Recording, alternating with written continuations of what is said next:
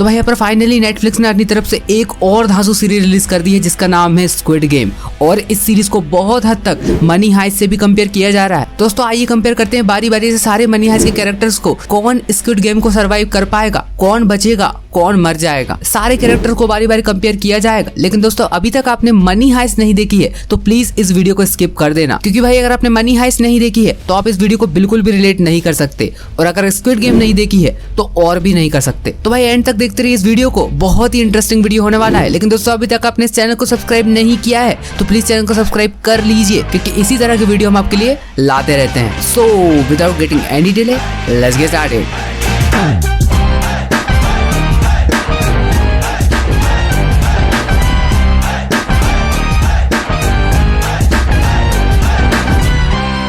भाई इस वीडियो की शुरुआत करने से पहले मैं आपसे माफी मांगना चाहता हूँ कि मैंने सारे कैरेक्टर्स को नहीं लिया हुआ है। कुछ स्पेशल कैरेक्टर हैं जो कि सीजन 1 से ही चलते आ रहे हैं, हमने उन्हीं कैरेक्टर्स को लिया है। तो इस लिस्ट में हमारे पहले नंबर पर आते हैं रियो, पूरी हाइस्ट का सबसे ज्यादा यंगेस्ट मेंबर। और भाई इन सब चीजों को ध्यान में रखते हुए रियो को देखा जाए तो उसके पास बहुत ही कम एक्सपीरियंस है। और भाई यहाँ पर हम पहले ही सेंटेंस में आपको एक बात बता दें कि यहाँ पर पूरी टीम को बहुत ही बड़े रिस्क में डाल दिया था रियो ने। मतलब हम तो डूबेंगे सनम, साथ में तुमको ही ले डूबेंगे। कई बार उसकी छोटी से छोटी गलती बड़ी तकलीफों में तब्दील हो जाती है। वही उसकी छोटी छोटी गलतियां बड़ा बड़ा बखेड़ा खड़ा कर देती हैं। यार पूरे हाइस्ट मेंबर के बीच अब ये तय हो गया था कि कोई भी अपनी लोकेशन को कॉम्प्रोमाइज नहीं करेगा, कोई भी अपनी लोकेशन को रिवील नहीं करेगा। इसके बाद भी टोक्यो से बात करने के चक्कर में यार रियो एक गलती कर बैठता है, अपने फोन को ट्रैक करवा देता है। और दोस्तों मैं आपको पहले ही बता दूं, यहाँ पर रियो की मेन स्किल ये थी कि वो हैकिंग बहुत अच्छी कर लेता था। वो कंप्यूटर का कीड़ा था, मतलब एक्सपर्ट था कंप्यूटर में। और भाई अगर स्क्विड गेम के गेम्स को जीतने की बात आती है तो यहाँ उसकी ये स्किल फेल्ड हो जाती है। चलिए मान लीजिए एक बार वो अपनी हैकिंग स्किल से कैसे भी कर किसी सिस्टम को एक्सेस कर लेता है या गेम में चीटिंग कर लेता है। लेकिन दोस्तों मैं आपको यहाँ पर बता दूं कि स्क्विड गेम में किसी भी तरीके से किसी भी प्लेयर को किसी भी तरीके का गैजेट इस्तेमाल करने की इजाजत बिल्कुल भी नहीं है। और भाई यहाँ पर रियो के सर्वाइव करने का एक चांस और नहीं है कि वो किसी की जान ले ले। रियो के पास वो जिगरा ही नहीं है कि वो किसी की जान ले ले। आपको शायद वो एक सीन याद होगा जब गांधी उसके सामने से भाग जाता है, लेकिन इसके बाद भी रियो उसको रोक नहीं पाता। और भाई स्क्विड गेम में आपने एक बात तो देखी ही होगी कि कैसे भी कर हमको ये कॉम्पिटिशन जीतना ही है, भले उसके लिए किसी की भी जान लेनी पड़े, किसी की भी जान देनी पड़े। और भाई जिस तरीके से हमको स्क्विड गेम में अली की मौत अखरी थी, कहने का मतलब अली का जाना हमको बहुत ज्यादा अखर गया, उसी तरीके से रियो का जाना भी अखरेगा, जो कि दोस्तों एक सरप्राइजिंग डेथ तो नहीं लगने वाली। तो दोस्तों चलिए बात कर लेते हैं हमारे अगले कैरेक्टर के ऊपर, जो कि है स्टॉकहोम। अगर सीजन 1 से सीजन 4 के बीच में बात हो तो यहाँ पर मोनिका गस्तम्बेदे ने बहुत ज्यादा अपग्रेड किया है। वो अब सीजन 1 वाली मोनिका गस्तम्बेदे नहीं रही, अब वो स्टॉकहोम बन चुकी है और पूरी हाइस्ट के साथ अपना कॉन्ट्रीब्यूशन देने भी लगी है। लेकिन दोस्तों आपको एक बात तो बहुत ही अच्छी तरीके से याद होगी कि मोनिका गस्तम्बेदे की हमने ब्रेवनेस वहां पर देखी जब हमने आर्थुरितो को उनको मारते हुए देखा। लेकिन आर्थुरितो को मारने के बाद स्टॉकहोम खुद ही पछता रही थी कि मैंने उसे क्यों मार दिया। और दोस्तों यहाँ पर स्टॉकहोम का यही केयरिंग बिहेवियर स्क्विड गेम में बहुत बड़ा डिसएडवांटेज बन सकता है। और भाई यहाँ पर मैं आपको बता दूं कि स्क्विड गेम में दया करने वालों की कोई भी जगह नहीं है। और स्क्विड गेम में आप मेरी इस बात से एक इंसान से कोरिलेट कर पा रहे होंगे, हाँ वही वाला, ईश्वर सबकी रक्षा करे। हमारी गलतियां माफ करो। ये नाटक बंद करो और खड़े हो जाओ। साथ ही दोस्तों स्टॉकहोम का अब तक का कैरेक्टर एनालिसिस करें तो भाई वो गेम जीतने के लिए किसी की भी जान नहीं ले सकती। और यहाँ पर उनका अंत जियोंग की तरह ही होने वाला है, जिन्होंने सेबोक के लिए अपनी जान दे दी थी। और ऑफ कोर्स यहाँ पर डेनवर बहुत हद तक उनकी जान बचा सकता है, लेकिन दोस्तों एक हद तक, क्योंकि दोस्तों यहाँ पर स्क्विड गेम में शील्ड नाम की कोई भी चीज नहीं है। आपको जो करना है अपने ही दम पर करना है। तो आइए दोस्तों बात कर लेते हैं डेनवर के बारे में। भाई यहाँ पर डेनवर एक ऐसा कैरेक्टर है जो कि बहुत ही सनकी दिमाग का है। उसका जब जो मन आता है तब वो चीज परफॉर्म कर देता। यहाँ पर मनी हाइस्ट का इतिहास गवाह है कि यहाँ पर बहुत बार डेनवर ने स्टॉकहोम की जान बचाई हुई है। और यहाँ पर सीजन 5 वॉल्यूम 1 एपिसोड 5 जब खत्म होता है तो यहाँ पर हम साफ साफ डेनवर को कमजोर देख सकते हैं, जो कि टोक्यो के लिए बहुत ज्यादा कमजोर हो गया था। यहाँ पर दोस्तों कुछ हद तक हम ये भी कह सकते हैं कि डेनवर सर्वाइव कर सकता है, लेकिन यहाँ पर हनीकॉम्ब जैसे गेम में जहाँ पर की पेशेंस और कामनेस की बहुत ज्यादा जरूरत है, यहाँ पर डेनवर अपना कंट्रोल खो सकता है। अब दोस्तों मान के चलिए यहाँ पर डेनवर के कुछ साथी हैं, अगर उनमें से कोई भी मरता है या धीरे धीरे कर सब मर जाते हैं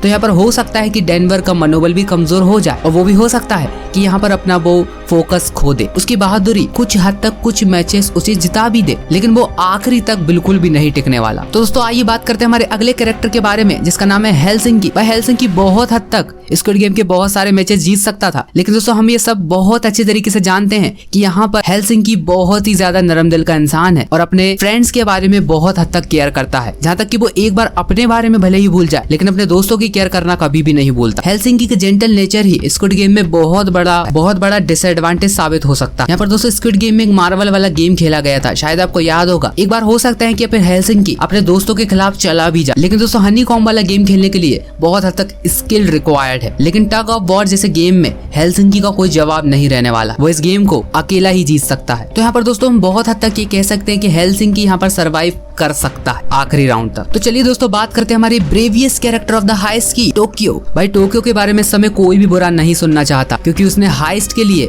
अपनी जान को कॉम्प्रोमाइज कर दिया। लेकिन दोस्तों हम यहाँ पर आपसे बात कर रहे हैं स्क्विड गेम में सर्वाइव करने की। उन्होंने अपनी इम्पल्सिव डिसीजन की पावर को लेते हुए यहाँ पर पूरी हाइस्ट को एक या दो बार नहीं बहुत बार खतरे में डाल चुकी है। तो भाई यहाँ पर टोक्यो को हम प्रेडिक्ट बिल्कुल भी नहीं कर सकते। वो एक पल में कुछ कर सकती है, दूसरे पल में कुछ और उनकी यही थिंकिंग स्क्विड गेम के गेम में सर्वाइव करने से उनको बिल्कुल भी नहीं रोक सकते। और यहाँ पर टोक्यो का जो पागलपन है इस गेम में बहुत हद तक काम आने वाला। लेकिन दोस्तों हम ये बात कैसे भूल सकते हैं कि यहाँ पर टोक्यो इमोशनल भी बहुत ज्यादा है। वो बहानाओं में बहुत ज्यादा जल्दी बह जाती हैं। अगर उनकी ये डिसेबिलिटी सामने ना आए तो वो स्क्विड गेम के गेम्स को बहुत हद तक सर्वाइव कर सकती हैं। मैं तो कहूंगा आखिरी तक पहुंच सकती है। दोस्तों आइए बात करते हैं हमारे अगले कैरेक्टर के बारे में, जिसका नाम है नायरोबी। नायरोबी एक कॉन्फिडेंट कैरेक्टर है और यहाँ पर नायरोबी बहुत से लोगों की केयर भी करती है और जिसको वो चाहती है वो उसके लिए कुछ भी कर सकती है। साथ ही दोस्तों यहाँ पर नायरोबी की लीडरशिप स्किल भी बहुत ज्यादा अच्छी है। उन्होंने 2 हाइस को बहुत ही अच्छे तरीके से संभाला हुआ है। उनके यहाँ पर ट्रेजिक स्किल्स बहुत हद तक काम आ सकती है। साथ ही दोस्तों यहाँ पर नायरोबी की बहुत ही एक डिटेल्ड एबिलिटी है कि वो किसी भी चीज को बहुत ही डिटेल्ड एनालिसिस करती हैं और इनकी ये एबिलिटी वो कैंडी वाले गेम में बहुत हद तक काम आ सकती है। साथ ही दोस्तों यहाँ पर टग ऑफ वॉर में वो सांगू को भी टक्कर दे सकती हैं।